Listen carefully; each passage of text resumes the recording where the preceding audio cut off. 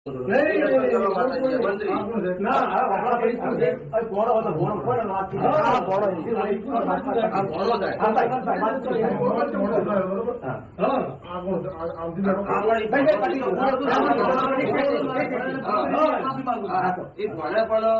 કોઈ કર્યું એના કાયદેસર માફી મંગાવું છું ભાઈ, બરોબર. એમાં કોઈ બીજી વાત નહીં. તમે ખોટું કર્યું છે ઈદા એના ઘેર જતો રહે, ભોગવવા અમાર થાય એવો ધંધો કરવો નહીં. ભલે મારે ઘેર નહીં આવવાની ચાલશે.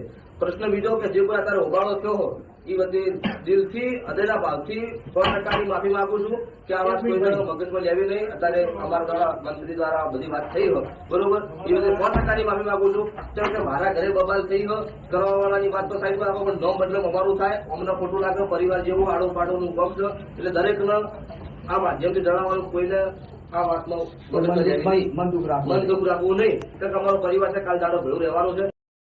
તો મિત્રો જોયો વિડીયો, એમાં જે એમની મિટિંગ ચાલુ હતી, અચાનક સામેવાળા પક્ષ જે સમર્થકો હશે, ભલે રાયમલજીના સમર્થકો, અરવિંદભાઈ ભુવાજીના સમર્થકો સામે બોલાવાલી થઈ હતી. ત્યારે અરવિંદભાઈ ભુવાજીએ એમ પણ કીધું કે તેમના વતી હું માફી માગું છું. જે પણ લોકો હોય, મારા સગાવાલા હોય, મારા સમર્થકો હોય, આજ તો મારા ઘરે તમે આવ્યા છો,